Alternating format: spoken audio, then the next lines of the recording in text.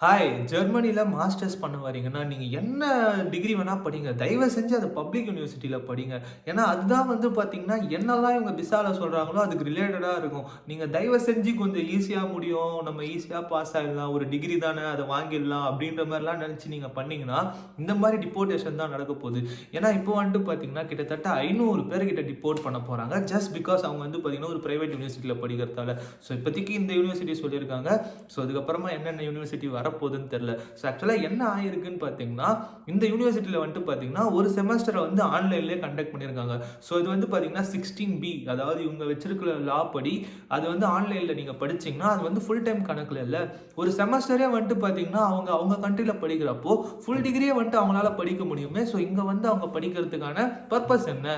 So அதால அவங்களுக்கு வந்து நான் எக்ஸ்டென்ஷன் குடுக்க முடியாது. ஸோ எவ்ரி இயர் வந்து என்ன பண்ணணும்னு பார்த்தீங்கன்னா, இப்ப நான் வந்து ஒரு பப்ளிக் யூனிவர்சிட்டில படிக்கிறேன்னா, என்னுடைய சைட் ஆஃப் வியூ என்னன்னு பார்த்தீங்கன்னா, நான் வந்து ஒரு €12,000 காட்டணும். அதாவது மந்த்லி வந்துட்டு பார்த்தீங்கன்னா, 992 வர மாரி நான் இன்கம் காமிச்சேன்னா, எனக்கு வந்து எக்ஸ்டெண்ட் பண்ணுவாங்க. இல்லன்னா நம்ம எதனா அந்த பார்ட் டைம் ஜாப்ஸ் கிடைச்சதுன்னா, அது வந்துட்டு பார்த்தீங்கன்னா, €1000 கிட்ட மந்த்லி உங்களுக்கு பே ஆச்சுன்னா, அந்த பே ஸ்லிப் எடுத்துட்டு போய் நம்ம குடுத்தோம்னா, அத வந்து நமக்கு எக்ஸ்டெண்ட் பண்ணி குடுப்பாங்க. ஸோ அதால எந்த ஒரு பிரச்சனையுமே கிடையாது. இப்ப பிரைவேட் யூனிவர்சிட்டின்னு வரப்போ வந்துட்டு பார்த்தீங்கன்னா, அவங்களுடைய டியூஷன் ஃபீஸையும் காட்டணும். ஸோ அதுக்கு வந்துட்டு பார்த்தீங்கன்னா, வருஷத்துக்கு ஐ மீன் லைக் ஒரு சில பேர்லாம் வந்துட்டு பார்த்தீங்கன்னா, செமஸ்டருக்கு செமஸ்டர் கட்டுறாங்க. ஸோ வருஷத்துக்கு வந்துட்டு பார்த்தீங்கன்னா, 15 லேக்ஸ் கட்டணும் பிரைவேட் யூனிவர்சிட்டின்னு போயிட்டீங்கன்னா. ஸோ இப்போ வந்துட்டு பார்த்தீங்கன்னா, ஃபர்ஸ்ட் இயர் வந்துட்டு நீங்க ஈஸியா பே பண்றீங்க. லோன வச்சு இது பண்றீங்க. ஸோ செகண்ட் இயர்ன்னு வரப்போ, அதுக்கு வந்து நெறைய பேர் வந்துட்டு பார்த்தீங்கன்னா, எனஃப்பா லோன் அமௌண்ட் இருக்காது. ஸோ அது வந்துட்டு ஃபர்ஸ்ட் இயர்க்கே வந்துட்டு பார்த்தீங்கன்னா, அந்த பிளாக்ட் அமௌண்ட்டுக்கு இதுக்கும் போயிட்டு இருக்கும். ஸோ அதால செகண்ட் இயர்க்கு எக்ஸ்டெண்ட் பண்றப்போ, கண்டிப்பா அவங்களுக்கு காசு தேவை. ஸோ அதால வந்துட்டு பார்த்தீங்கன்னா, அவங்க இல்லீகலாவும் சரி, லீகலாவும் சரி, எவ்ளோ கஷ்டப்பட்டு அந்த காசெல்லாம் சேர்த்து வச்சு எக்ஸ்டெண்ட் பண்றப்போ, அவங்க வந்துட்டு அத செக் பண்ணுவாங்க பே ஸ்லிப்லலாம். ஸோ உங்களுக்கு ஏன் இவ்ளோ இது வந்திருக்கு? நீங்க இங்க என்ன படிக்க வந்தீங்களா? ஒர்க் பண்ண வந்தீங்களா? அப்படின்ற மாரிலாம் நெறைய கொஸ்டின்ஸ் கேட்பாங்க. ஸோ அதாலயே வந்துட்டு பார்த்தீங்கன்னா, நெறைய ரிஜெக்ஷன் நடந்திருக்கு. ஸோ அதே மாரி தான் இங்க ஒருத்தருக்கு நடந்திருக்கு. ஸோ அவரு வந்துட்டு பார்த்தீங்கன்னா, கிட்டத்தட்ட அவருக்கு 25 வயசு ஆகுது. ஸோ இன்னும் 1 வருஷம் விட்டுருந்தா, அவர் இந்த டிகிரியே கம்ப்ளீட் பண்ணியிருப்பாரு. ஸோ ஆனா இப்போ அவரால எக்ஸ்டெண்ட் பண்ண முடியாததால, கிட்டத்தட்ட கரெக்ட்டா ஒரு 6 மாசம் தான் இருக்கு. அவர் வந்துட்டு இன்னும் தீசிஸ் பண்ணணுமா, அப்புறம் சில மாடியூல்ஸ் மட்டும் தான் இருக்கும். அது முடிஞ்சுச்சுன்னா கண்டிப்பா அவங்களுக்கு கிளாஸே முடிஞ்சுச்சு. பட் ஆனா இப்போ விசா எக்ஸ்டெண்ட் பண்ண முடியாததால, இப்போ அவர் வந்துட்டு பார்த்தீங்கன்னா டிப்போர்ட் பண்ணியிருக்காங்க. இவரு தான் ஃபர்ஸ்ட்டுன்னு பார்த்தீங்கன்னா, ஏற்கனவே 300 இருந்திருக்கு. இப்போ அதோடைய கால்குலேஷன் வந்துட்டு பார்த்தீங்கன்னா 500 கிட்ட இருக்கு. ஸோ அதால இப்போ யாருன்னா மாஸ்டர்ஸ்க்கு நான் வந்து பண்ண போறேன், அதுவும் ஜெர்மனில பண்ண போறேன்னா, தயவு செஞ்சு பப்ளிக் அப்ளை பண்ணுங்க.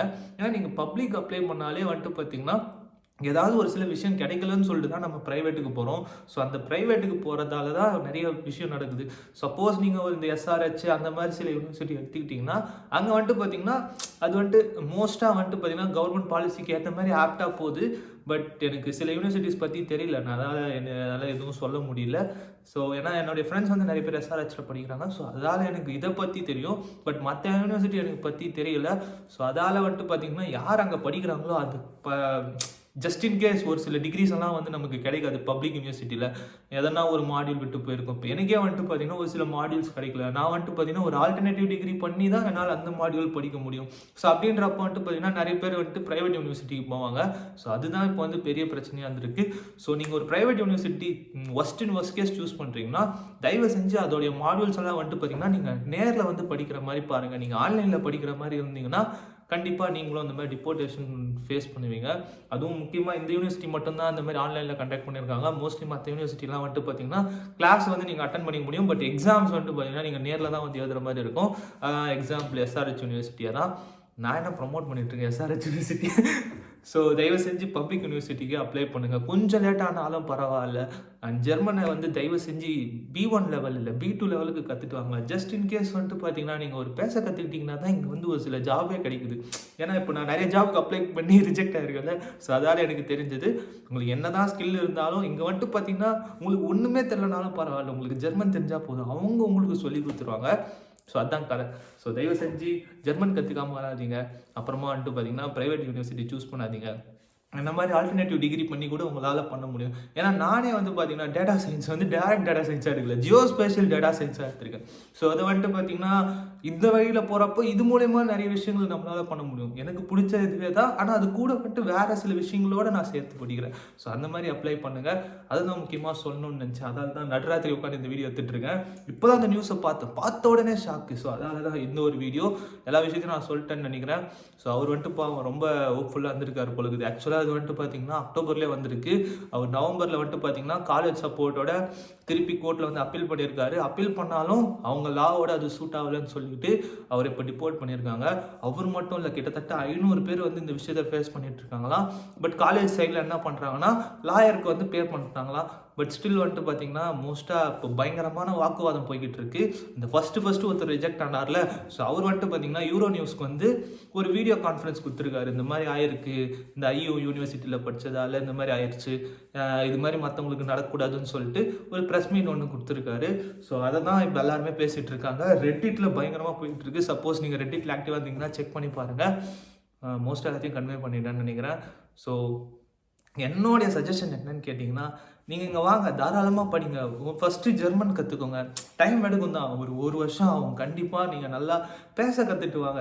இப்போ நீங்கள் B1 லெவலில் வந்தீங்கன்னா கண்டிப்பாக இங்கே இருக்கிற ஜெர்மன் வந்து உங்களுக்கு புரியும். ஸோ அது கூட பேசுகிறப்போ கண்டிப்பாக அது C1 மாறிடும். எல்லா வேலையும் கிடச்சிடும். இங்கே வந்துட்டு பார்த்தீங்கன்னா நிறையவே வேலை வேக்கன்சி எல்லாம் இருக்குது. பட் உங்களுக்கு வந்து பார்த்தீங்கன்னா ஜெர்மன் தேவை. அது இருந்தால் தான் அவங்களால வந்துட்டு உங்களுக்கு சொல்லித்தர முடியும். சொல்கிற மாதிரி நிறைய ஜாப் வேகன்சிஸ் இருக்குது. But German is mandatory. அதுதான் அந்த வீடியோவில் சொல்லணும்னு நினச்சேன். மோஸ்ட்டாக அதையும் கவர் பண்ணிட்டேன்னு நினைக்கிறேன். அவருக்கு வந்துட்டு பார்த்தீங்கன்னா கரெக்டாக அக்டோபர் மாதம் ஸ்டார்டிங்கில் வந்துட்டு பார்த்தீங்கன்னா ஒரு எல்லோ என்வலப் வந்திருக்கு. என்னன்னா சரி விசா எக்ஸ்டெண்ட் ஆயிடுச்சு அப்படின்னு நினச்சி தான் அவர் ஓப்பன் பண்ணியிருக்காரு. பட் வந்துட்டு பார்த்தீங்கன்னா இன்னும் 30 நாளில் நீ வீட்டை காலி பண்ணு கிளம்பு, நாட்டையே காலி பண்ணு கிளம்பு அப்படின்ற மாதிரி வந்திருக்கு. ஸோ ரொம்ப ஒர்ஸ்டான சினாரியோ தான். ஏன்னா எல்லாருக்குமே ஒரு பதட்டமாக ஏற்படுற நிலைமை. ஏன்னா ஒரு 20 லட்சம்னு சொல்லிட்டு ஏகப்பட்ட கடன் வாங்கி தான் இங்கே வந்திருக்காங்களாம். வீட்டில் இருக்கிற நிலத்தெல்லாம் விற்றுட்டு தான் லோன் வாங்கி வந்திருக்காங்களாம். ஸோ இப்போது திருப்பி போகிறதும் எனக்கு இதுவாக இருக்குது, இங்கே தங்கவும் முடியல அப்படின்ற மாதிரி ரொம்ப எமோஷ்னலாக அந்த சில விஷயத்தெல்லாம் ஷேர் பண்ணியிருந்தாங்க. ஸோ அதெல்லாம் பார்த்துட்டு தான் சரி நம்ம மூலிமா போட்டால் நிறைய பேர் பார்ப்பாங்கல்ல. ஸோ அதனால தான் இந்த ஒரு வீடியோ. ஸோ இந்த மாதிரி நிறைய வீடியோஸ் பார்க்கணுன்னா அந்த மாதிரி எப்போனா ரேராக தான் போடுவேன். ஸோ அதெல்லாம் யூடியூப்பில் தான் போடுவேன். அந்த மாதிரி வீடியோஸ்னால் உங்களுக்கு வரணுன்னா மறக்காமல் ஃபாலோ அண்ட் சப்ஸ்கிரைப் பண்ணிக்கோங்க.